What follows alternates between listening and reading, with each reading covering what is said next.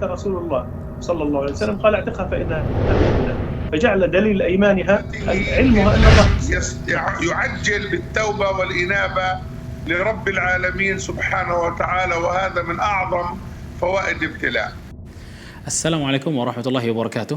Para pemirsa Fatwa TV yang berbahagia, Fatwa Masyayikh hari ini kembali menjumpai Anda pada kesempatan kali ini untuk menyuguhkan berbagai fatwa yang kita butuhkan dari dasar pertanyaan-pertanyaan yang sudah masuk kepada kami sekarang.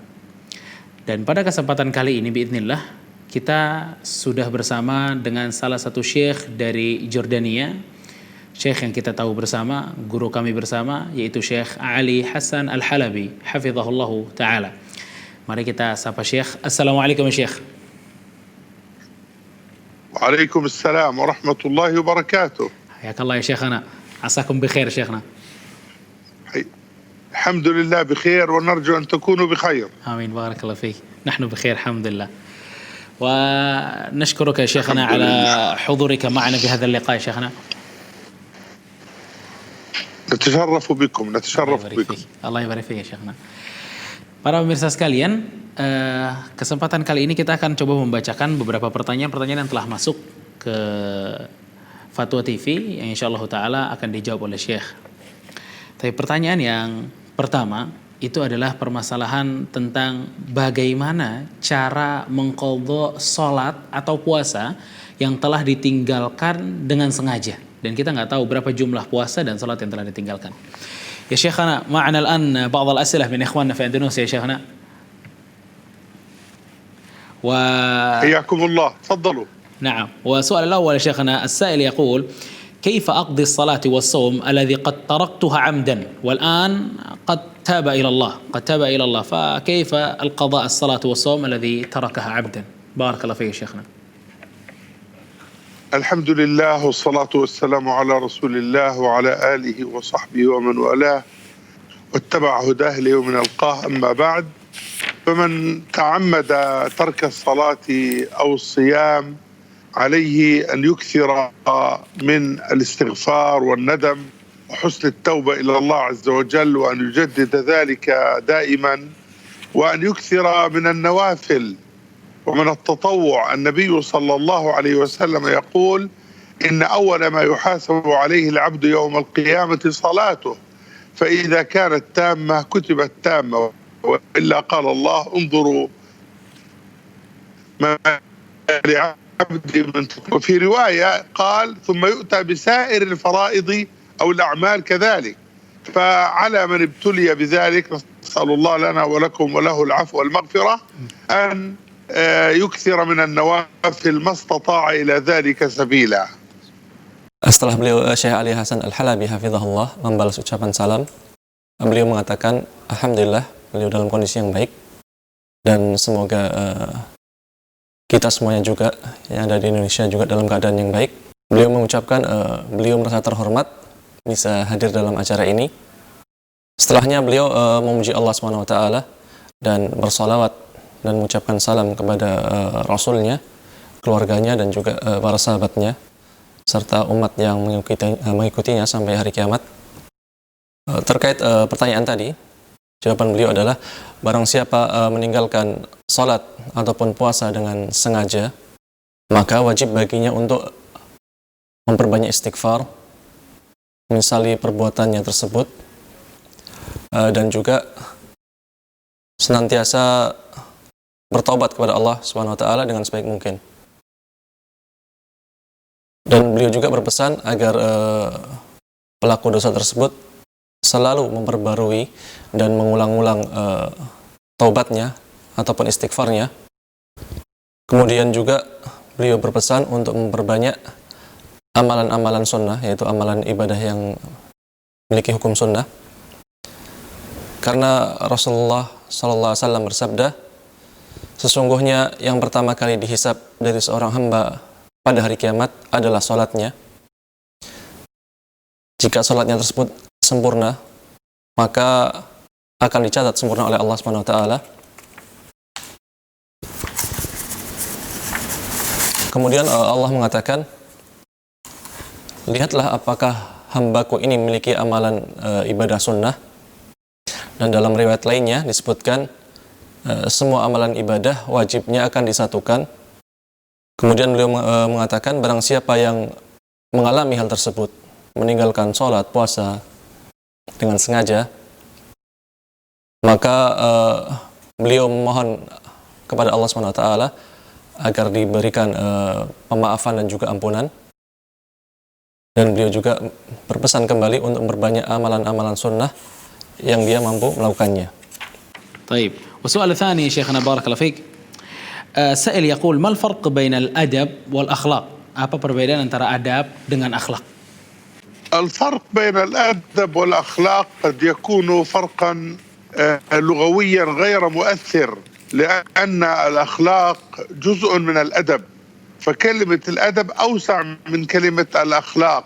نرى الآن بعض من ليسوا من المسلمين يكونون ذوي أدب في التعامل وفي التصرف وفي السلوك، لكن الأخلاق شيء ينبع من الدين والشرع الحكيم. لذلك النبي عليه الصلاة والسلام يقول ألا إني بعثت بمكارم الأخلاق، بعثت بمكارم الأخلاق، وفي رواية بمحاسن الأخلاق. وسيدة عائشة رضي الله عنها أم المؤمنين لما سئلت عن خلق النبي عليه الصلاة والسلام قالت كان خلقه القرآن.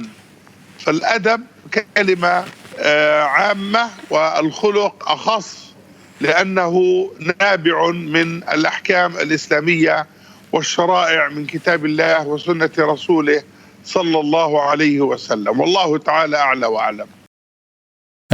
Terkait pertanyaan kedua, apakah ada perbedaan antara adab dan akhlak? Beliau mengatakan bahwasanya adab dan akhlak secara makna bahasa ataupun definisi bahasa itu memiliki arti yang berdekatan, atau bisa dibilang seperti sinonim. Adapun dalam istilah syariah,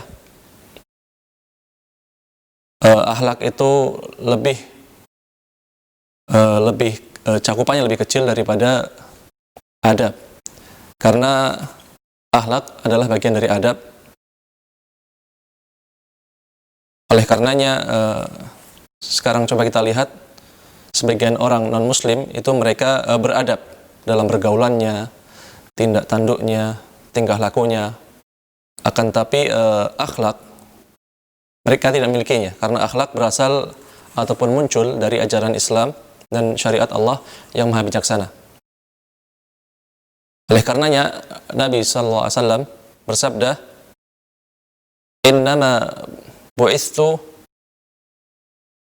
liutammima makarimil akhlaq wa innama bu'ithu limakarimil akhlaq. Tidaklah aku diutus melainkan membawa atau menyempurnakan akhlak yang mulia. Dan dalam riwayat lainnya sebutkan mahasinal akhlaq, akhlak yang baik. Demikian juga apa yang disampaikan oleh ibunda kaum mukminin Aisyah radhiyallahu taala anha. Aisyah berkata ketika menjawab pertanyaan seorang terkait bagaimana akhlak Nabi, ditanya seperti apa akhlak Nabi, Aisyah menjawab, akhlak beliau adalah Al-Quran. Kembali ke permasalahan adab dan akhlak, kata adab sendiri memiliki konteks ataupun makna yang jauh lebih umum. Adapun kata akhlak itu lebih khusus, karena akhlak berasal dari hukum-hukum Islam dan syariat yang bersumber dari kitab Allah dan sunnah Rasulnya.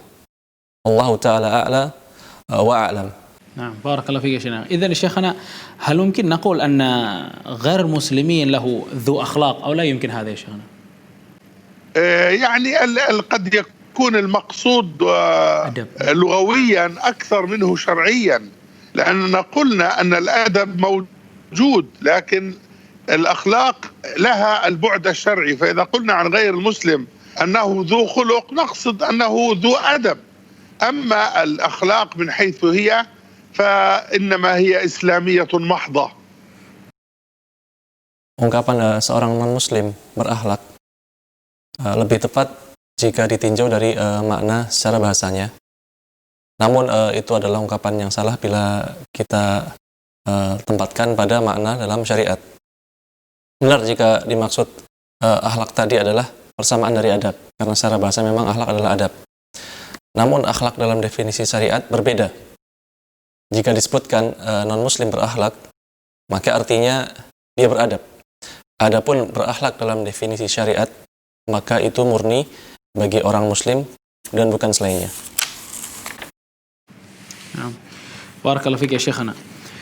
Pertanyaan yang berikutnya adalah bagaimana orang yang sudah menghina atau mengolok-olok agama Allah Subhanahu wa taala, apakah masih ada uzur untuk mereka? Ya Syekhana, as-sa'il yaqul alladzina yastahzi'u bid-din ya Syekhana, hal lahumul uzur bima fa'alu? Atau kama qala alaihi salatu kama qala Allah taala la ta'tadhiru qad kafartum ba'da imanikum. Barakallahu fiik. أولا الآية الكريمة كثير من الناس يستدل بها في غير سياقها، فالآية أرجح الأقوال أنها في المنافقين، لأن الله علم من قلوبهم أنهم كاذبون في اعتذارهم، لكن لو أن مسلما حصل منه هذا الأمر واعتذر نأخذه على الظاهر، وإلا ما فائدة الاستتابة في الشرع الحكيم. والاستهزاء قد يكون درجات، يعني نحن نعلم من بعض الناس ممن يصلون معنا ويصومون معنا ونراهم في بيوت الله وفي المساجد تخرج منهم أحيانا عبارات فيها استهزاء، هؤلاء جهلة. لو أننا بينا لهم وقالوا والله نحن لم نقصد، نحن نعتذر، نقول لهم لا تعتذروا، لا، نحن نقبل اعتذارهم وننصحهم ونذكرهم ونأمرهم وننهاهم. أما الذين قال الله تعالى فيهم لا تعتذروا فهم المنافقون أو من المنافقين، غفر الله لنا نحن المسلمين. Pertama-tama, ayat mulia tersebut banyak dijadikan dalil oleh manusia, namun tidak tepat penempatannya atau tidak sesuai dengan konteksnya. Ayat tadi menurut pendapat yang paling kuat, paling rajih, ditujukan kepada orang-orang munafik. Karena Allah mengetahui isi hati mereka, dan bahwa mereka berdusta ketika mereka meminta maaf dan ampunan dari Nabi Muhammad SAW. Namun jika seorang muslim, kita dapati ada yang mengolok-olok perkara agama Islam, kemudian meminta maaf ataupun ampunan, maka kita hukumi secara lahiriahnya saja, karena kita tidak tahu isi hatinya. Jika tidak, maka apa manfaat dari permintaan ampunannya? Apa manfaat dari taubatnya? Sementara syariat Islam adalah syariat yang bijaksana. Dan mengolok-olok perkara agama Islam bisa jadi ada banyak tingkatannya, ada banyak levelnya. Syekh mengatakan, kami mengetahui dari sebagian kaum muslimin yang sholat berjamaah bersama kami, dan kami melihat mereka berpuasa, melihat mereka rutin di rumah-rumah Allah ataupun masjid. Dari mulut mereka terkadang keluar ungkapan yang mengolok-olok perkara agama Islam. Namun mereka tidak tahu kalau itu salah. Kemudian ketika kami jelaskan kepada mereka, mereka menjawab, kami tidak bermaksud untuk mengolok-olok perkara agama Islam. Kami memohon maaf. Kami minta ampunan. Lantas apakah kami jawab kepada mereka yang tidak bermaksud mengolok-olok tadi? Janganlah kalian meminta ampunan sebagaimana jawaban Rasulullah kepada orang-orang munafik? Tentu tidak. Tentu kami katakan kami terima permohonan maaf mereka dan menasihati mereka, mengingatkan mereka, beramar ma'ruf dan nahi mungkar dengan mereka. Adapun firman Allah, janganlah kalian meminta maaf, janganlah kalian beralasan dengan kesalahan kalian, maka mereka yang dimaksud di sini adalah orang-orang munafik. Semoga Allah SWT senantiasa memberikan taufiknya kepada kita semua selaku kaum muslimin. Pertanyaan yang berikutnya adalah tentang sebuah perkataan yang ditanya bahwa tintanya para ulama itu lebih afdal daripada darahnya para syuhada. Ya Syekhana, binisbah li qaul hibrul ulama afdalu min dami syuhada Syekhana. Fahal hadha al-hadith sahih am la Syekhana? هذا ليس بحديث، وإنما يروى يعني ولا يصح. هذا ليس بحديث صحيح، يروى ولا يصح.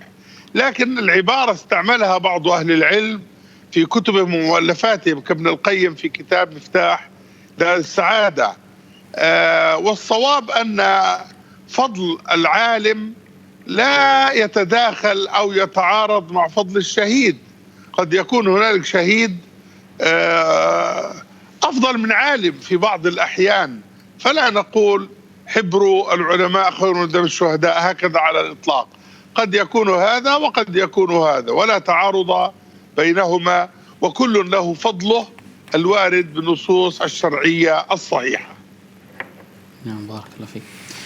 إذا يا شيخ في بعض الأحاديث ضعيفة أو موضوعة يا شيخنا، ممكن في الإسناد إذا نظرنا في الإسناد تكون ضعيفة أو موضوعة، لكن بالمعنى يا شيخنا قد يكون صحيح يا شيخنا، أليس كذلك ولا؟ نعم، لكن أنا بينت لك أن حتى المعنى في هذه الرواية لا يصح، لأنه لا تعارض ولا مفاضلة مطلقة بين الأمرين، فحتى المعنى قد لا يكون صحيحا على الإطلاق. نعم، قد يكون في بعض الصور صحيحا، أما هكذا على الإطلاق فغير صحيح، لا سندا ولا معنى، والله تعالى أعلى وأعلم. Ungkapan tersebut bukanlah sebuah hadis.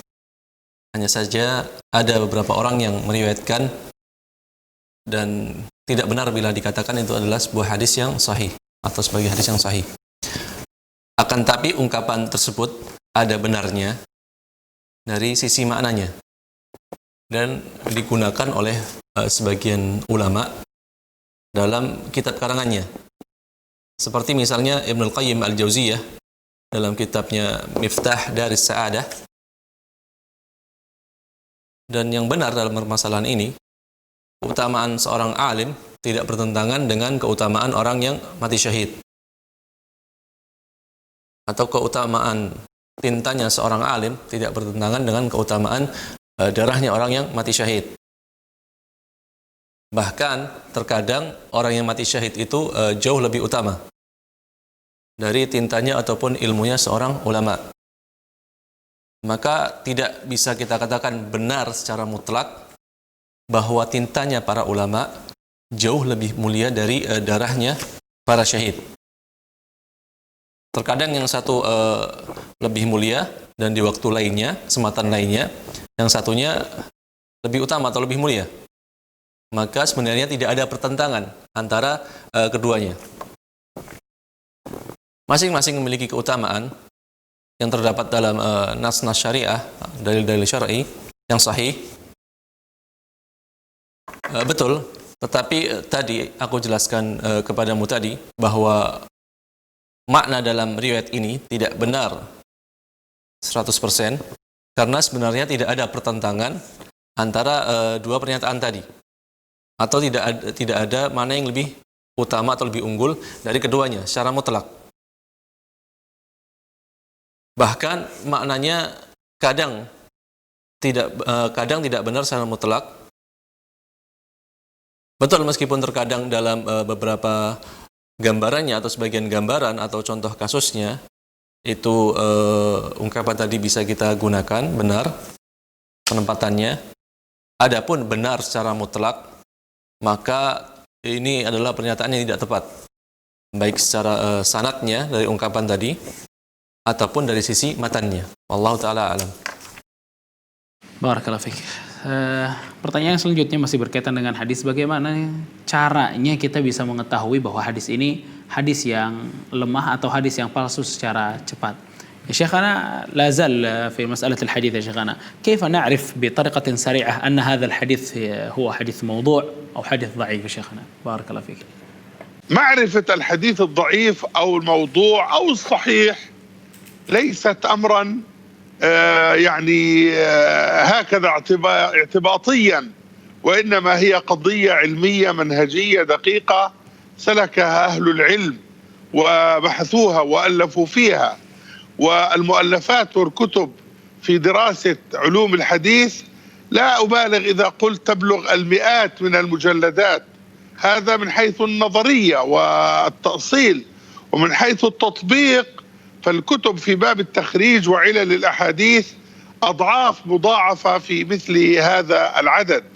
فالحديث الصحيح له شروط، إذا انتقض بعض من هذه الشروط فإن الحديث يصبح ضعيفا أو موضوعا أو ضعيفا جدا. ثم الضعيف أنواع، هل هو منقطع، هل هو معضل، هل هو مقلوب، هل هو مرسل، وهكذا.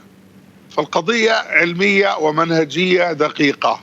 وكما تكلم العلماء في سند الأحاديث أو في أسانيد الأحاديث تكلموا في متونها سواء بسواء.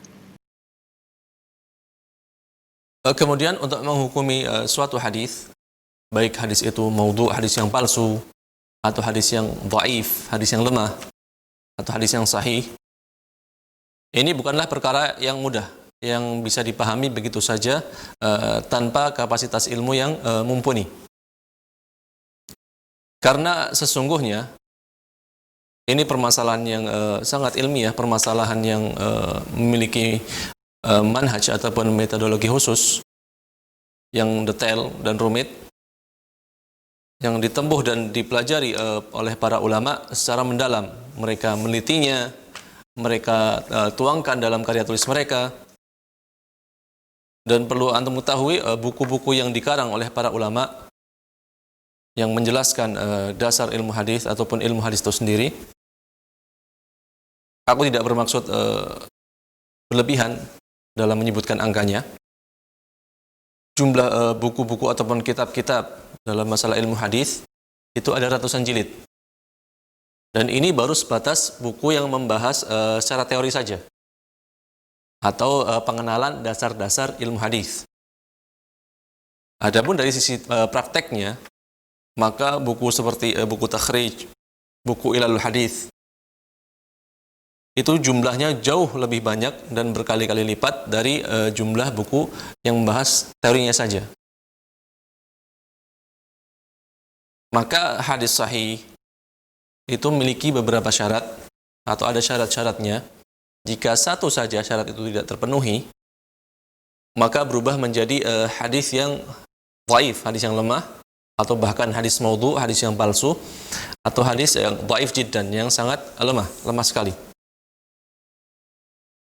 Kemudian hadis dhaif sendiri ada banyak macamnya.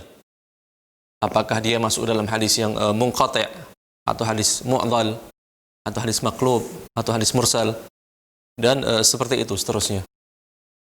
Maka kembali antum perlu ketahui bahwa permasalahan ini, yaitu bagaimana caranya memahami atau bisa menghukumi suatu hadis dengan cepat, apakah itu hadis yang lemah atau bukan. Maka ini sebenarnya permasalahan yang ilmiah, membutuhkan kapasitas ilmu yang mumpuni, dan perkara yang ataupun permasalahan yang kembali kepada manhaj, metodologi dalam mempelajarinya, yang detail dan juga rumit tentunya. Sebagaimana para ahli hadis, mereka selain fokus mengomentari sanad hadis, suatu hadis, mereka pun mengomentari matan hadis tersebut. Jadi mereka teliti orang-orang yang meriwayatkannya, mereka pun meneliti teks dari hadis tersebut. Apakah teksnya ada pertentangan dengan hadis sahih lainnya atau tidak. Wallahu ta'ala alam. Na'am, barakallahu fikum ya Syekhana.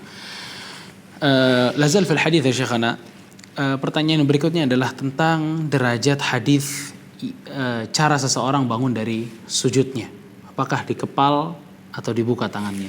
Ya Syekhana, بالنسبة لحديث عجن يا شيخنا بعد رفع من السجود، هل هذا حديث صحيح أم لا شيخنا؟ بارك الله فيك. الحديث يعني مختلف فيه بسبب الاختلاف في أحد رواته، هل هو مجهول أو موثق. وألف الشيخ بكر أبو زيد رسالة في تضعيف هذا الحديث، وقد رد عليه شيخنا الإمام الألباني رحمه الله في كتابه تمام المنة في التعليق على كتاب فقه السنة، وبين أن الحديث صحيح. لكن مع ذلك الأحاديث التي يختلف فيها أهل العلم بين الصحة والضعف تبقى كذلك، ولا تنتهي برأي يعني واحد لا ثاني له. وعلى طلبة العلم أن يجتهدوا إما في الترجيح بين هذا القول أو ذاك من جهة، أو أن يقلدوا من يثق به ودينه. إذا Syekh Ali Hasan Al-Halabi terkait dengan pertanyaan tadi, beliau menjawab hadis tersebut adalah hadis yang diperselisihkan kesahihannya karena ada satu perawinya yang menjadi perdebatan di antara para ahli hadis, apakah dia majhul atau tidak jelas statusnya, atau dia periwayat ataupun perawi yang siqah dapat dipercaya dan diakui kredibilitasnya. Dan Syekh Bakar Abu Zaid mengarang sebuah kitab berisi tulisan yang menghukumi dhaif hadis tersebut. Dan sementara itu Syekh Muhammad Nasiruddin Al-Albani membantah tulisan tadi di dalam kitabnya Tamamul Minnah fi Ta'liqi ala Kitab Fiqh Sunnah. Dan beliau jelaskan kalau hadis tersebut sahih meskipun ada dalam hadis tersebut yang diperselisihkan oleh ahli ilmu. Maka ketika hadis itu hukumnya antara sahih ataupun dhaif, maka akan terus seperti itu, terjadi perbedaan pendapat, tidak akan selesai permasalahannya. Dan tidak akan berhenti pada satu pendapat ulama tertentu. Karena ini memang menjadikan hadis tersebut tetap akan terjadi perbedaan pendapat dan akan terjadi persilangan, baik itu pendapat yang pertama ataupun pendapat yang kedua. Dan para penuntut ilmu wajib baginya atau bagi mereka untuk senantiasa berijtihad, baik dengan cara mentarjih pendapat-pendapat tadi dari sudut pandang yang dia rasa itu sebagai pendapat yang rajih, atau mengikuti pendapat ulama tertentu yang dia percayai kapasitasnya, baik itu kapasitas ilmunya dan juga agamanya. Allahu ta'ala alam. Baik, ada pertanyaan yang berikutnya para pemirsa Fatwa TV, yaitu masih berkaitan juga nggak jauh dari masalah hadis, ya. Apakah kita kalau belajar kepada seseorang guru itu harus gurunya yang memiliki sanad atau tidak? Atau seperti apa caranya?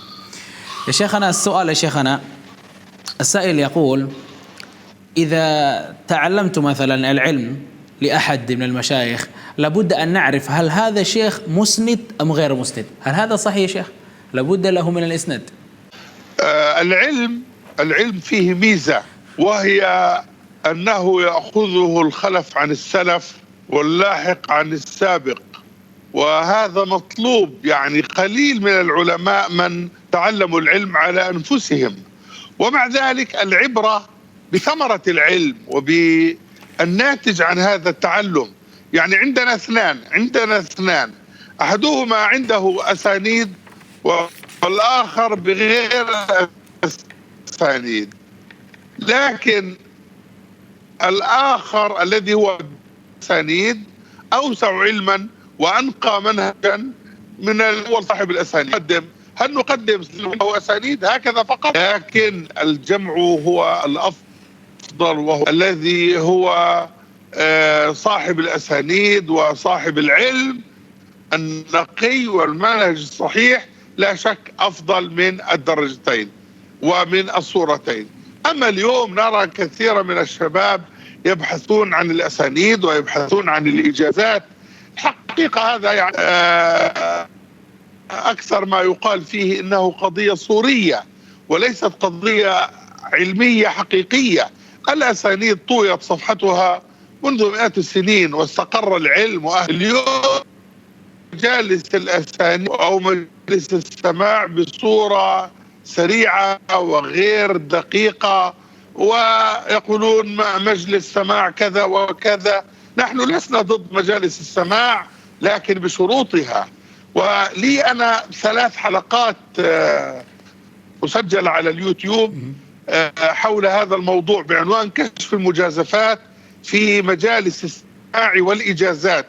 نقلت فيها نقلا مطولا عن بعض كبار علماء الجزائر، وهو الشيخ محمد البشير الإبراهيمي، في نقد هذا الموضوع، وذكرت الصورة المثالية النموذجية في باب مجالس السماع كيف تكون على الحقيقة. أما السعي وراء مجالس السماع والإجازات بدون توثق وبدون تحقق وبدون علمية منهجية، فهذا قد يكون إضاعة للأوقات. وأنا عبرت في بعض المجالس، قلت أكثر هؤلاء يقرؤون لينتهوا لا ليفقهوا، يقرؤون لينتهوا لا ليفقهوا، والأصل في القراءة والسماع والعلم أن تكون للتفقه ليس للانتهاء، أن تقول انتهينا من كتاب كذا والنظر والله تعالى أعلى وأعلم. Ilmu agama memiliki keistimewaan, yaitu turun-temurun dari generasi salaf kepada generasi khalaf, dari ulama terdahulu kepada ulama zaman sekarang. Dan ini memang sebuah keharusan atau keniscayaan. Dan sedikit dari para ulama yang mempelajari ilmu secara langsung, yaitu langsung dari tulisan-tulisan ulama sebelumnya. Meskipun demikian, yang menjadi patokan ataupun standar adalah buah atau hasil yang terlihat dari ilmunya, atau yang berasal dari ilmu yang dipelajarinya. Misalnya kita punya dua orang, yang satu punya sanad dan yang satunya lagi tanpa sanad. Akan tapi orang yang tidak memiliki sanad ini jauh lebih luas ilmunya, jauh lebih dalam ilmunya, dan lebih jelas manhajnya. Lantas apakah kita tetap memilih atau mendahulukan orang yang hanya punya sanad saja? Namun tentunya menggabungkan dua hal tadi, memiliki sanad dan juga memiliki kapasitas ilmu yang mumpuni ataupun diakui dan manhaj yang benar, tentunya orang ini tidak diragukan jauh lebih utama dari dua orang tadi, yaitu orang yang hanya memiliki sanad saja atau orang yang hanya memiliki ilmu dan manhaj yang jelas saja. Adapun hari ini kita melihat para pemuda kaum muslimin, mereka disibukkan hanya untuk mencari sanad saja ataupun mencari ijazah atau rekomendasi yang bila kita nilai ini sifatnya hanya sebatas sebagai pelengkap saja, bukan tujuan utama dari mempelajari ilmu. Dan ini juga bukan permasalahan ilmiah yang sungguhnya. Sanad-sanad tadi sudah tertulis dalam lembaran-lembaran kitab dari ratusan tahun yang lalu, dan ilmu sendiri sudah tersedia dan terbagi sesuai dengan temanya masing-masing ataupun pembahasannya. Dan hari ini seseorang cukup duduk di majlis ilmu atau majlis sama yang dibacakan di dalamnya hadis dan mendapatkan ilmu secara cepat, berbeda dengan ulama zaman dahulu. Dan tidak mendetail mereka mencari ilmunya. Dan sebagian mereka menyampaikan ataupun bilang, majlis yang sekarang begini dan begitu.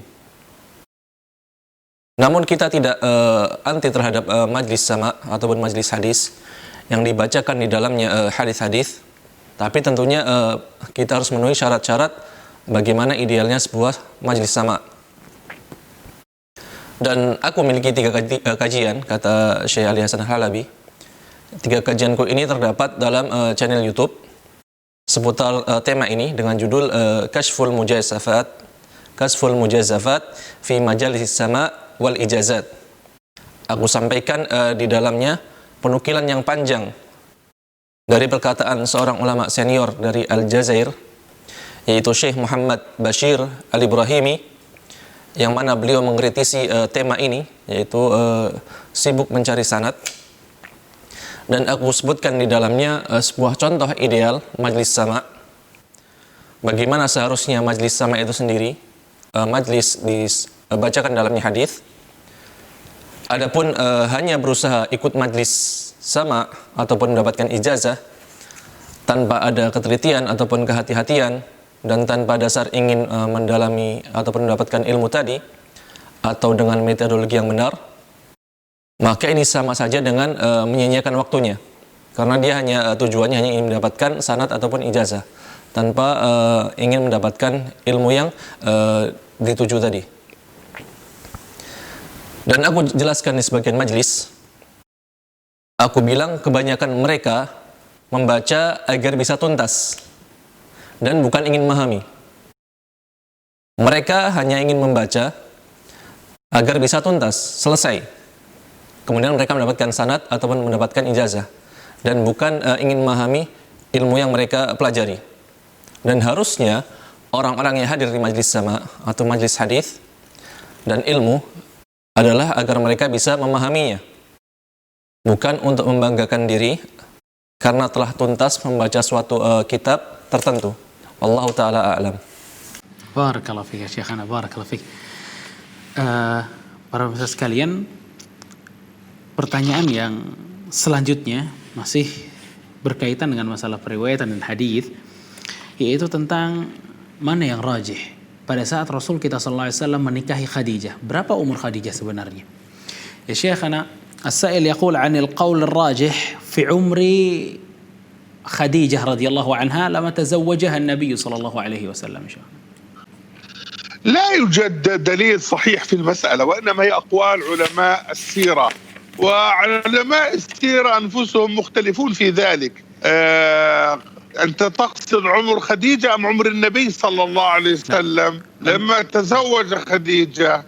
لا، عمر خديجة يا شيخنا، عمر خديجة قيل أنه في 40. نعم، الجواب نفسه لا يوجد. نعم أنا أعلم أنه يوجد أقوال أنها 40 أو أكثر أو أقل، لكن المشهور في كتب السير أنها كانت في 40، لكن لا يثبت هذا بسند صحيح، إنما هو أمر مشهور متداول في كتب السير، والله تعالى أعلى وأعلم. Kemudian terkait usia Khadijah, Syekh menjawab, tidak ada dalil yang sahih dalam permasalahan usia Khadijah ketika menikahi Rasulullah SAW.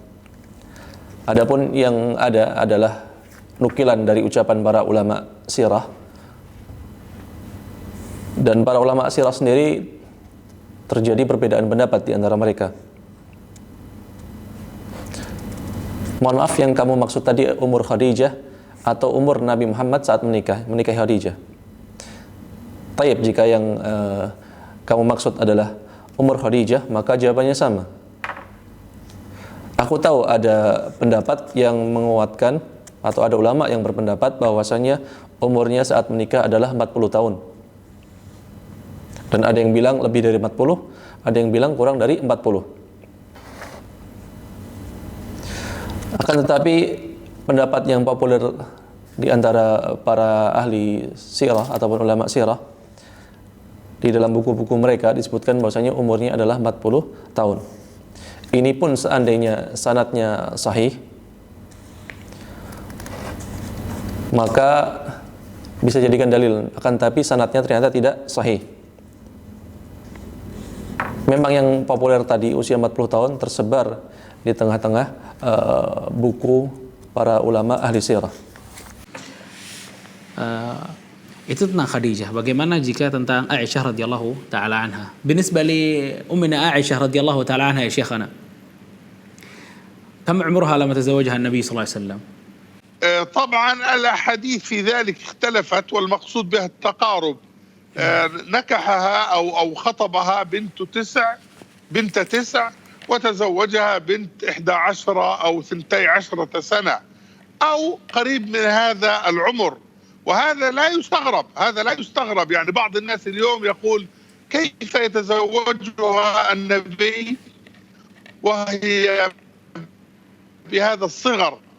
هذا الصغر مرتبط بالعرف وبالمكان وبحكم النشأة.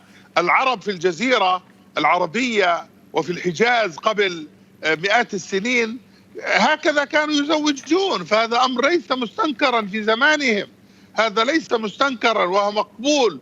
والفتاة التي تعيش في الصحراء أو في الحر الشديد جسمها يهيأ لتحمل الأعباء الحياة وأعباء الزوجية. فمثل بعض الناس اليوم ينكرون هذا الحديث، يقولون كيف هذه بنت صغيرة؟ هذا غير صحيح. إذا البنت حاضت وكانت قادرة على الزواج تزوج مهما كان عمرها. النظر في ذلك بنظر عقلي، نظرا عقليا، دون أن يكون له سبب أو بإدراك صحيح فضلا عن الأسانيد الصحيحة، فهذا مردود. بل عدة كتب فيها شرح هذه المسألة، من أقدمها وأحسنها كتاب الدكتور ملا خاطر في موضوع تزويج الرسول أو تزوج الرسول عليه الصلاة والسلام للسيدة عائشة، كم كان عمرها يومئذ. كتاب في حوالي 150 صفحة في هذه المسألة فقط من جميع النواحي العلمية والاجتماعية والطبية والحديثية بالدرجة الأولى. Para pemirsa Fatwa TV, pertanyaan terkait usia Aisyah ketika menikahi Rasulullah, berapa umurnya? Syekh Ali Hasan Al-Halabi menjawab, tentunya hadis-hadis yang ada berbeda-beda dan terjadi perselisihan di antara para ulama. Namun bisa dibilang semua hadisnya saling mendekati dalam penyebutan umur Aisyah. Beliau dilamar di usia 9 tahun dan dinikahi Rasulullah di usia 11 atau 12 tahun, atau kurang lebih sekitar umur tersebut. Dan ini bukanlah perkara yang mengherankan atau perkara yang aneh, karena sebagian orang mengatakan mana mungkin Nabi Muhammad SAW menikahi Aisyah sementara dia masih kecil, usianya masih usia anak-anak. Ini adalah permasalahan yang relatif sebenarnya, tergantung dengan tempat tinggal seorang gadis kecil tadi. Sementara Aisyah tinggal di lingkungan orang Arab, yang mana Aisyah tinggal di Jazirah Arab, terlebih tinggal di provinsi Hijaz, dan itu sebelum ratusan tahun yang lalu. Mereka memiliki adat istiadat, dan pernikahan di usia tersebut bukanlah perkara yang aneh ataupun asing bagi mereka yang hidup di Hijaz tadi. Dan lihatlah seorang gadis yang tinggal di tengah padang pasir di kondisi yang sangat panas, maka tubuh mereka memang disiapkan untuk bisa menanggung beban kehidupan dan siap untuk berumah tangga di usia yang lebih muda dibanding mungkin remaja-remaja putri lainnya di tempat lain. Sebagian orang di zaman sekarang mengingkari permasalahan tadi dan mengatakan bagaimana mungkin gadis kecil dipaksakan untuk menikah. Jika seorang gadis sudah haid, kemudian dia sudah siap untuk menikah, maka orang tuanya ataupun walinya akan menikahkannya, berapapun umur dia, dengan mempertimbangkan tetap apakah masuk akal atau tidak, dan juga dilihat dalilnya apakah sahih atau tidak.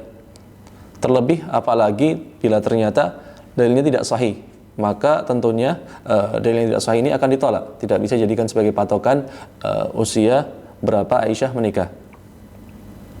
Dan banyak kitab yang menjelaskan permasalahan ini, dan kitab yang paling tua dan paling bagus dalam menjelaskannya adalah kitab milik Dr. Mula Al-Khatir dengan tema pembahasan pernikahan Rasulullah dengan Sayyidah Aisyah, berapa umurnya waktu itu ketika menikah. Kitab dengan jumlah halaman kurang lebih 150 halaman hanya membahas permasalahan ini saja, yaitu pernikahan Rasulullah dengan Aisyah saja. Dari semua sisinya, dari semua aspeknya, baik itu sisi ilmiahnya atau aspek sosialnya, dari aspek medisnya, dan juga dari sudut pandang kacamata modern. Allahu ta'ala alam. Soal yang berikutnya atau pertanyaan yang berikutnya yang masuk pada kami adalah tentang sebuah doa yang Rasulullah SAW pernah panjatkan. Ya Allah, janganlah engkau jadikan musibahku berada di agamaku. Maka apa yang dimaksud musibah dalam agama? Ya Syekhana, as-su'al 'an ad-du'a Rasulullah SAW, Allahumma la taj'al musibatana fi dinina. Mal murad al-musibah fi ad-din ya Syekhana? المصيبة في الدين والعياذ بالله هي نقص الإيمان وضعفه، أو الردة عن الدين، أو الخلل في التدين، كما نراه في أهل البدع وأهل المعاصي. أهل البدع وأهل المعاصي يعني عندهم دين، لكن هل دينهم صحيح؟ نقول الجواب لا، بل دينهم فيه هذه المصائب التي جروها على أنفسهم بمخالفتهم المنهج الصحيح في فهم الدين والثبات على الدين والاستقرار على المنهجية الصحيحة في فهم والعلم والعمل بالدين. Syekh Ali Hasan Al-Halabi menjawab pertanyaan tadi. Beliau mengatakan musibah dalam agama, dan kita berlindung pada Allah Subhanahu wa taala agar terhindar dari musibah dalam agama kita. Musibahnya adalah ketika seorang imannya berkurang atau imannya melemah, atau dia malah waliyadzubillah murtad dari agama Islam, atau ada keliruan dalam beragamanya. Seperti yang kita lihat dari para pelaku bid'ah ataupun maksiat. Pelaku bid'ah dan maksiat, mereka beragama Islam. Namun apakah mereka beragama dengan cara yang sahih? Tentu jawabannya tidak. Mereka beragama, tapi mereka di waktu yang sama tertimpa musibah di dalam agamanya. Karena mereka melanggar manhaj yang benar atau manhaj yang sahih dalam memahami agama, dalam mereka menetapi ajaran agama itu sendiri, dan mereka sendiri juga belum sesuai dengan manhaj yang benar dalam sisi keilmuan ataupun ilmiah dan juga amalan yang mereka lakukan. Allahu ta'ala alam. Allahul musta'an. Ya, soal yang berikutnya masih juga dengan salah satu hadis Nabi SAW yang pernah Nabi SAW itu mengatakan bahwa yang paling banyak masuk surga itu adalah mereka para orang-orang yang miskin.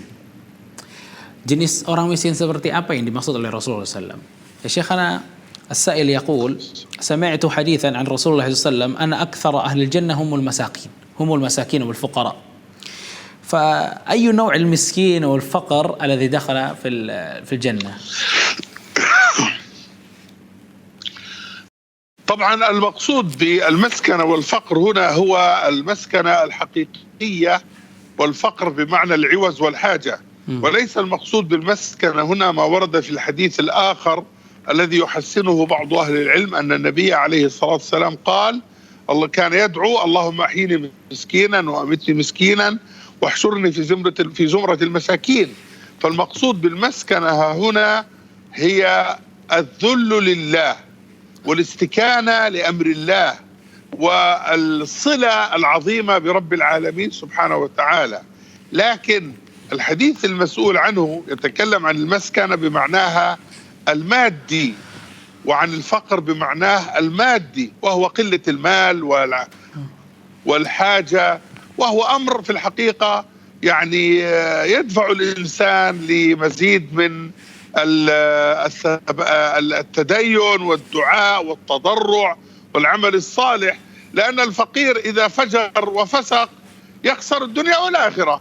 فإذا خسر الدنيا لقلة ذات يده فلا أقل من أن يفوز بالآخرة بالإقبال على رب العالمين سبحانه وتعالى.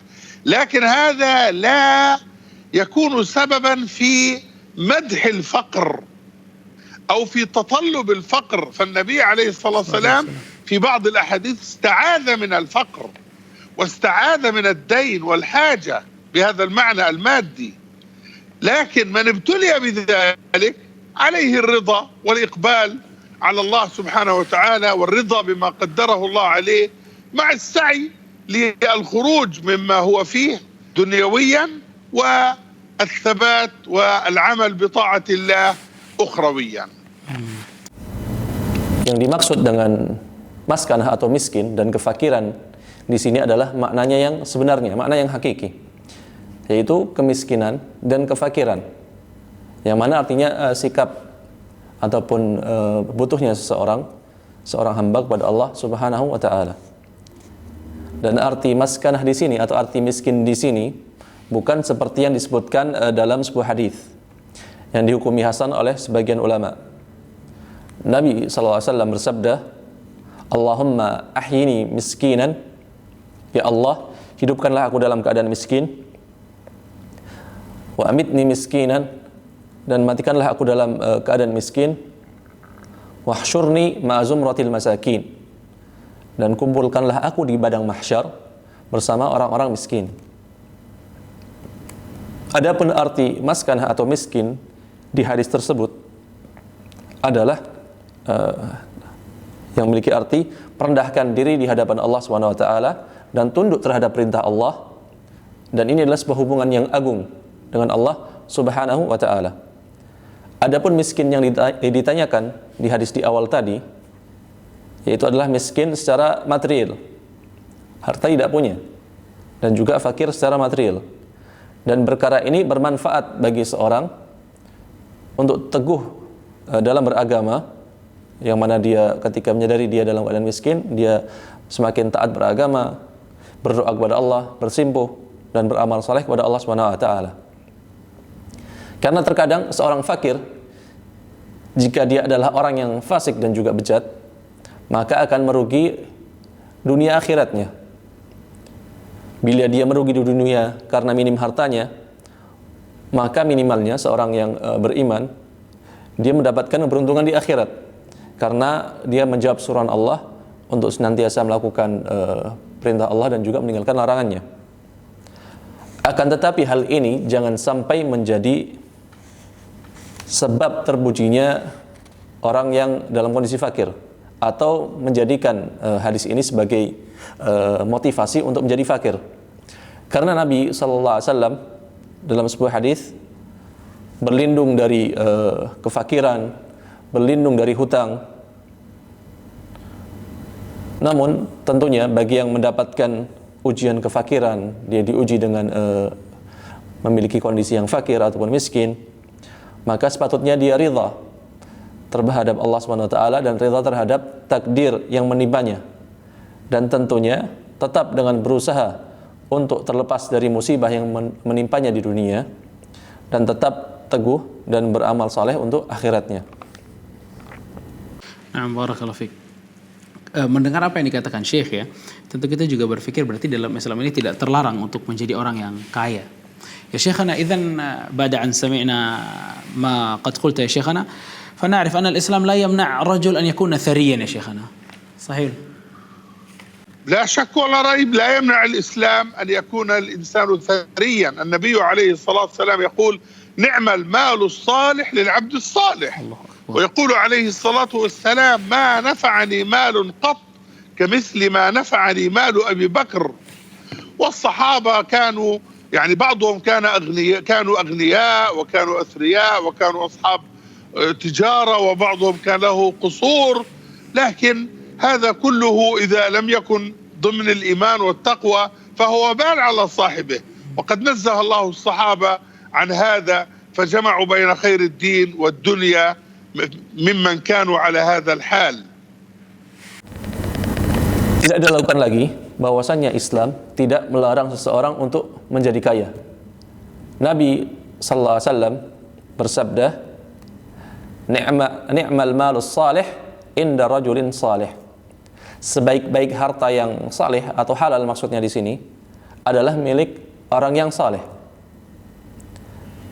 Nabi juga bersabda, tidak ada harta yang paling bermanfaat bagiku sebagaimana manfaat yang aku dapatkan dari harta Abu Bakar As-Siddiq radhiyallahu taala anhu.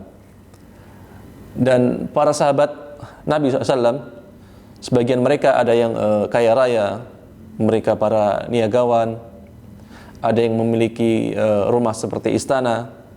Namun Masya Allahnya harta mereka tersebut didukung dengan keimanan. Bila seorang memiliki harta yang melimpah tapi tidak didukung dengan keimanan dan ketakwaan, maka hartanya akan jadi bencana bagi pemiliknya. Dan Allah Subhanahu wa taala mensucikan para sahabat Nabi dari bencana tersebut. Oleh karenanya mereka para sahabat Nabi berhasil menggabungkan antara kebaikan dunia dan kebaikan akhirat. Yang mana sebagian mereka memang Allah takdirkan kaya raya dan sampai seterusnya. Allahu ta'ala a'lam. Allahu barik. Barakallahu fiik ya Syekhana.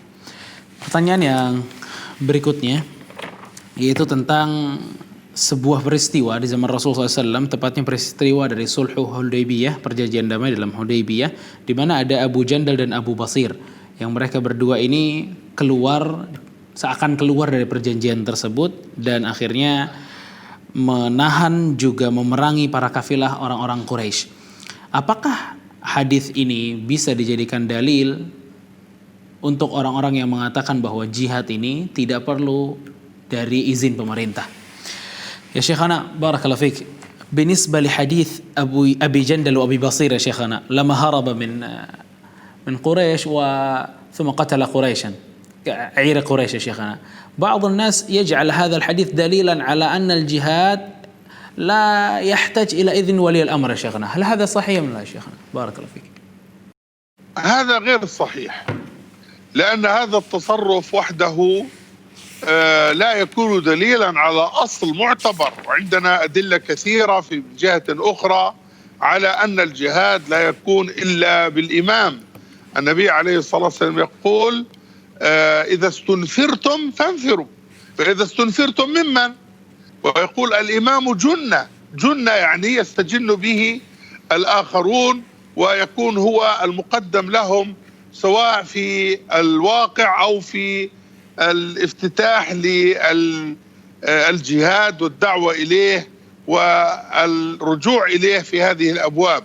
هذا من ناحية، ومن ناحية أخرى واقعية نرى الآن أن أكثر صور الجهاد، لا أقول المعاصرة فقط بل حتى يعني منذ مئات السنين، نرى أن الجهاد إذا لم يكن عبر دولة وعبر إمام معتبر له قوته وله كفاءته وله كفايته، فإنه ينقلب على المسلمين بالسوء وينقلب عليهم بالخلل وحتى الهزيمة في بعض الأحوال، لأن الكفار إذا فعل بعض المسلمين ذلك تراهم يستفزون ويقومون برد الصائل أكثر وأكثر.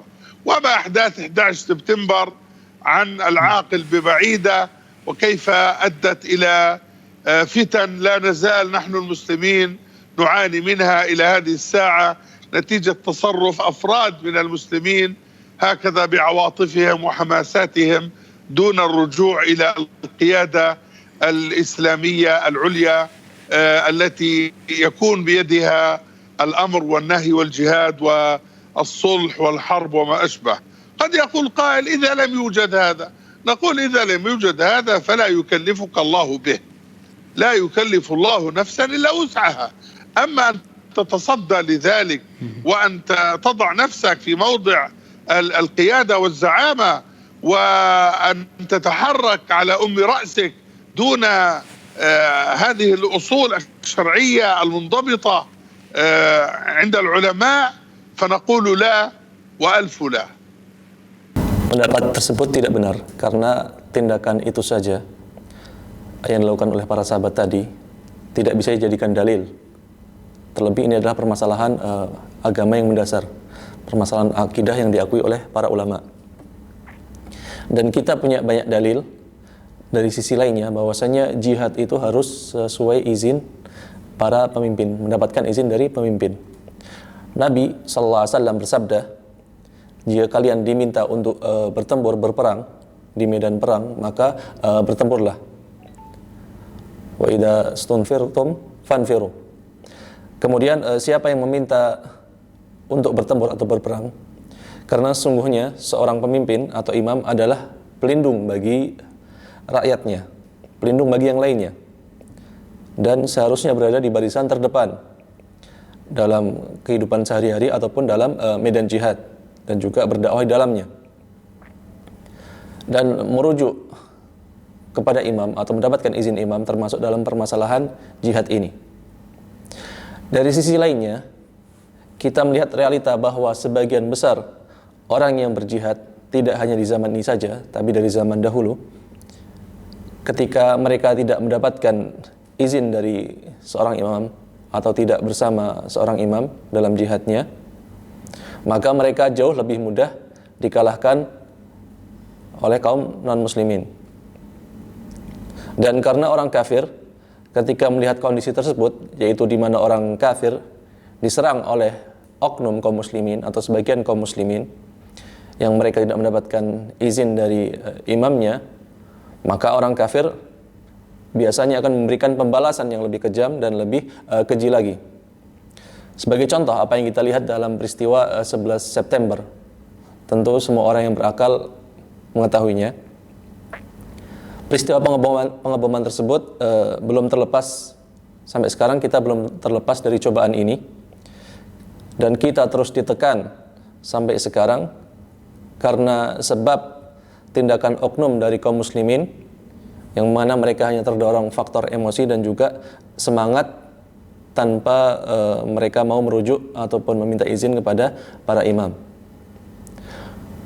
Mungkin ada orang yang berkata, bagaimana bila tidak ada imam atau pemimpin tadi? Lantas kepada siapa kita harus izin untuk berjihad? Maka jawabannya, Allah tidak akan membebani seorang hamba melebihi batas kemampuannya. La yukallifullahu nafsan illa wus'aha. Namun jika mereka ini nekat atau kamu nekat menghadapi musuh dan memposisikan dirimu dalam posisi seperti seorang pemimpin atau imam, kamu bergerak sendiri sesuai inisiatifmu tanpa merujuk kepada tuntunan akidah yang benar yang telah disepakati oleh para imam, maka aku katakan tidak, sekali-kali tidak boleh. Wallahu ta'ala alam. Masya Allah, Allahumma barik ya Syekhana, barakallahu fiik. Wadahtan al-amr ya Syekhana. Dan pertanyaan yang berikutnya juga kita masih berkaitan dengan masalah jihad ini ya, yaitu adanya orang-orang yang mengatakan jika jihadnya ini merupakan jihad yang bukan menyerang tapi yang bertahan, apakah ini juga butuh izin dari waliul amr atau tidak? Ya Syekhana, نواصل السؤال الذي قبله يا شيخنا. بعضهم يقول عن جهاد الدفع يا شيخنا، جهاد الدفع، هل جهاد الدفع أيضا يحتاج إلى إذن ولي الأمر أم لا؟ أم كلها عموما يا شيخنا؟ لا شك أنها كلها بالعموم، لكن أحيانا قد يكون جهاد الدفع له صورة مصغرة. يعني لو أن أحدا جاءك إلى بيتك ليقتلك أو ليسرقك، هل تنتظر إذن الإمام؟ الجواب لا. الرسول عليه الصلاة والسلام يقول من قتل دون دينه فهو شهيد، دون عرضه فهو شهيد، وهكذا. هذه واحدة. الأمر الثاني أن الصورة قد تكون مختلفة. يعني لو جاءك واحد قد تستطيع أن تقاومه، لكن لو جاءوك 10 وكل واحد معه سلاحه، هل تستطيع أن تفعل؟ أم تقول أنا أدافع؟ أنت ستقتل أو ستحبس أو ستسجن أو ستؤسر. فالقضية لها علاقة أيضا بالواقع والنظر والمصلحة والمفسدة، لا ننظر إليها فقط من الناحية الأولى وهي ناحية عامة، لها استثناءات، لكن هذه الاستثناءات مبنية على الترجيح بين المصلحة والمفسدة والقدرة على هذا الدفع أو الضعف دونه، والله تعالى أعلى وأعلم. Jihad atau jihad dalam maksud pembelaan diri atau mempertahankan negaranya, keluarganya, ini memiliki contoh dalam skup yang kecil atau dalam lingkup yang lebih kecil. Misalnya, kalau ada seseorang masuk ke dalam rumahmu untuk membunuhmu, mencuri hartamu, apakah kasus seperti ini kamu harus menunggu izin imam untuk membela diri? Tentunya tidak. Dan ini termasuk dalam jihad. Rasulullah SAW bersabda, "Man qutila duna malihi fahuwa syahid, wa man qutila duna dinihi fahuwa syahid, wa man qutila duna irdihi fahuwa syahid." Barang siapa terbunuh karena mempertahankan hartanya, agamanya, harga dirinya, maka dia termasuk orang yang meninggal dalam keadaan syahid. Itu tadi contoh yang pertama. Berikutnya ada contoh yang berbeda atau kasus yang berbeda. Jika datang satu orang, maka mungkin kita melawannya. Namun bila yang datang atau masuk dalam rumah kita adalah 10 orang dan mereka semuanya membawa senjata, apakah akan kamu lawan? Kalau kamu bilang iya akan aku lawan, tentunya perlawananmu akan berakhir dengan, bisa jadi dengan kematian yang konyol, atau kamu akan dikurung, disiksa dan lain sebagainya. Maka permasalahan ini juga harus dilihat dari sisi realitanya di lapangan dan juga dari sisi maslahatnya. dan tentunya mudaratnya juga. Kita tidak bisa hanya berpatok dengan contoh kasus yang pertama saja, yaitu membela diri tanpa melihat kondisi dan realita, karena masing-masing kondisi ada pengecualiannya, yang mana pengecualian tersebut dibangun di atas tarjih antara maslahat dan madarat. Apakah dia harus membela diri sesuai kemampuannya atau menyerah saja? Wallahu ta'ala a'lam. طيب يا شيخ، ممكن هذا السؤال الأخير يا شيخنا. بعض الناس الآن تكلموا عن فقه الواقع يا شيخنا، فما المراد بفقه الواقع يا شيخنا بارك الله فيك؟ جملة فقه الواقع لها معنيان، لها معنى علمي قديم تأصيلي، ولها معنى عصري محرف بعيد عن الشرع الحكيم. أما المعنى الصحيح التأصيلي الذي ذكره أهل العلم فقد أشار إليه الإمام ابن القيم في الطرق الحكمية وفي إعلام الموقعين وبعض الكتب الأخرى، وهو النظر في المسألة، أي مسألة مطروحة من جميع جوانبها، لابد من فقه واقع أية مسألة تطرح ومعرفة الحكم الشرعي فيها. ولذلك يعبر بعض العلماء عن هذه القاعدة بقولهم: الحكم على الشيء فرع عن تصوره. هذا المعنى الصحيح لكلمة فقه الواقع بصورتها أو بمعناها الصحيح. أما المعنى غير الصحيح فهو فقه الواقع عند بعض الشبيبة في الزمان، السياسات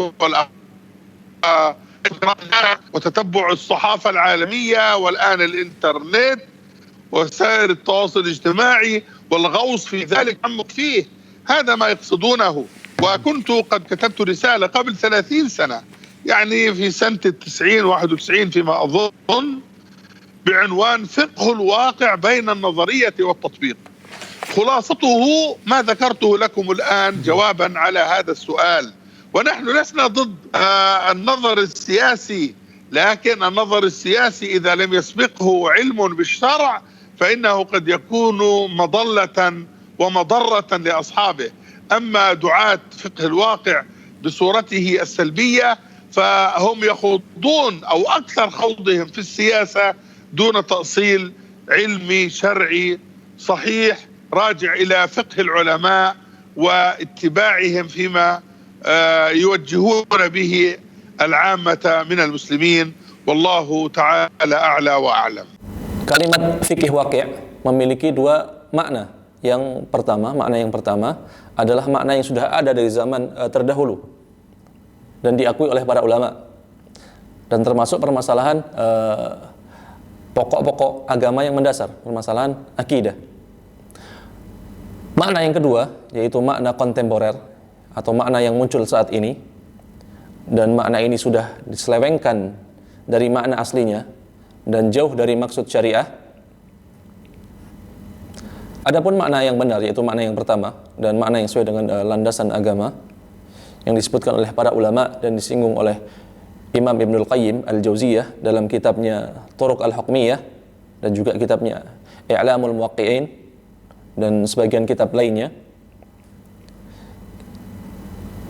Kita harus melihat suatu permasalahan dari semua aspeknya, semua sisinya, dan harus memahami permasalahan tersebut sesuai realitanya, sesuai realita dan juga sesuai hukum syar'i yang ada padanya. Oleh karenanya para ulama menyebutkan sebuah kaidah terkait masalah ini, yaitu al-hukmu 'ala syai' far'un an tasawwurih.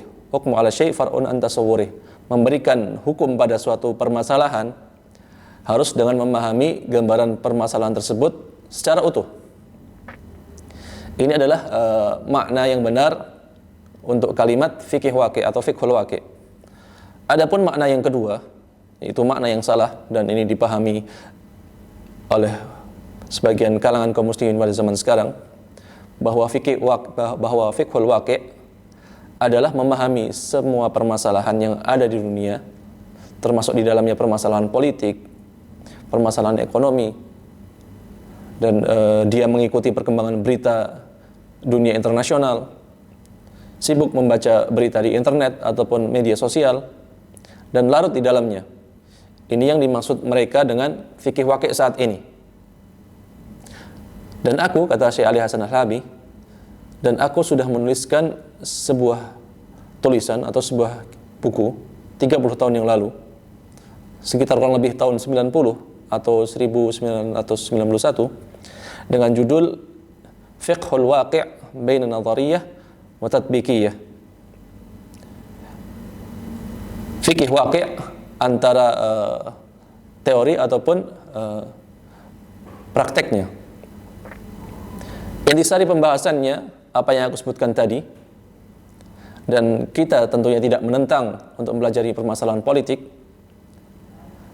Akan tetapi bila dalam mengamati politik tadi tanpa dibekali ilmu yang cukup, ilmu agama yang kuat, maka itu bisa menyesatkan sekaligus membahayakan bagi orang yang mengamatinya tadi. Adapun dai-dai, orang-orang yang menyerukan kepada fiqhul waqi', mereka sendiri sibuk mengamati permasalahan politik, dan mereka lalai untuk mempelajari agama Islam secara menyeluruh dan mendalam. Yang mana tentunya ajaran agama Islam juga merujuk kepada fikih dan arahan para ulama yang mengarahkan kaum muslimin kepada kebaikan. Wallahu ta'ala a'lam. Barakallahu fiik ya Syekhana, barakallahu fiik. Para pemirsa sekalian, itu adalah pertanyaan terakhir mungkin dalam kesempatan kali ini. Sebagai penutupnya kita akan meminta kepada Syekh untuk memberikan kita beberapa nasihat pentingnya di masa pandemi seperti ini. Ya Syekh, mungkin takhtim بنصيحة في الحالة الآن يا شيخ بما حدث في الكورونا يا شيخ وما غير ذلك يا شيخنا. بارك الله فيك. نصيحتي لنفسي ولإخواني المسلمين في كل مكان بعامة، ولإخواني المسلمين في أندونيسيا بصورة خاصة أقدمها عبر هذه القناة العلمية الشرعية. أسأل الله أن يبارك في القائمين عليها وفي الدعاة فيها وبطلبة العلم القائمين عليها. نصيحتي العامة أن أقول لهم جميعا: اصبروا فيما ابتلانا الله تعالى به، وعليكم الاحتساب في هذا الأمر والرضا بما قدره الله تعالى عليكم، وهذا كله لا يمنع من الحيطة والحذر والتداوي والعلاج. وقضية ثالثة أخيرة، وهي متابعة التوجيهات الحكومية التي تصدر من الجهات المختصة في موضوع الحالة الاجتماعية للبلاد والالتزام بالتوجيهات، لأن الذين يقومون بهذه التوجيهات هم أدرى بالمصلحة العامة من الأشخاص متفرقين، كل ينظر من زاويته وكل ينظر من تلقاء نفسه دون أن يكون هنالك نظر عميق شامل كما هو المفروض في أصحاب الشأن الذين يوجهون الناس إلى ما هو الأصلح لهم وما هو الأفضل لهم في الحياة الاجتماعية التي إن شاء الله ستكون نتيجتها ونهايتها الخلاص من هذا الوباء والبعد عنه والنجاة منه. والله ولي التوفيق، وصلى الله وسلم وبارك على نبينا محمد وعلى آله وصحبه أجمعين، وآخر دعوانا أن الحمد لله رب العالمين. Nasihat ini, kata Syekh Ali Hasan Al-Halabi, aku tujukan kepada diriku sendiri dan juga kaum muslimin secara umum, dan untuk saudaraku di Indonesia secara khusus.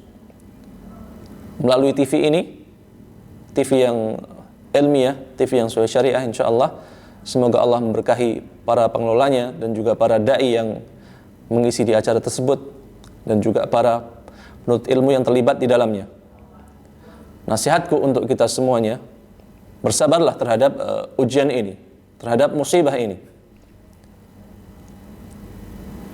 Dan kita wajib mengharapkan ganjaran pahala dan juga ridha terhadap apa yang sudah Allah takdirkan bagi kita. Dan ini semua, bersabar, kemudian mengharapkan pahala, ridha. Ini semua tidak menghalangi kita untuk selalu waspada dan hati-hati, dan tentunya berobat dan melakukan pemeriksaan diri, pemeriksaan medis. Poin berikutnya atau poin yang ketiga, kita dituntut untuk selalu mengikuti arahan dari pemerintah yang dirilis melalui lembaga khusus yang menangani permasalahan pandemi ini. Dan kita juga dituntut untuk disiplin dalam mengikuti arahan tadi. Karena yang memberikan arahan kepada kita jauh lebih paham terhadap maslahat manusia secara umum. Dan hindarilah mengambil pendapat pribadi dari seorang yang hanya melihat dari satu sudut pandang saja, tanpa disertai pengamatan yang teliti dan menyeluruh, seperti yang dilakukan oleh lembaga khusus milik pemerintah tadi, yang mana mereka memberikan arahan atas dasar kemaslahatan umum, yang nantinya insya Allah kita akan tunai hasilnya, yaitu dengan kita terbebas dari musibah pandemi ini, dan semoga kita dijauhkan darinya, dan Allah memberikan kepada kita keselamatan. Allahu ta'ala a'lam. بارك الله فيكم وشيخنا، نشكرك على إعطائنا جزءا من وقتك الثمين يا شيخنا، وفقك الله. إن شاء الله نلتقي في فرصة أخرى يا شيخنا. بارك الله فيكم. Para jamaah, حياكم الله ومرحبا والسلام عليكم ورحمة الله. Waalaikumsalam warahmatullahi wabarakatuh. Para pemirsa Fatwa TV sekalian, alhamdulillah itu tadi beberapa pertanyaan-pertanyaan yang masuk kepada kami dan telah dijawab oleh Syekh Hafizahullah Ta'ala.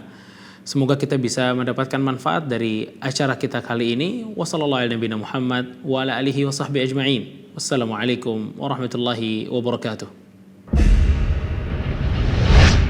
قال أنت رسول الله صلى الله عليه وسلم، قال اعتقها فإنها فجعل دليل أيمانها علمها أن الله يعجل بالتوبة والإنابة لرب العالمين سبحانه وتعالى، وهذا من أعظم فوائد الابتلاء.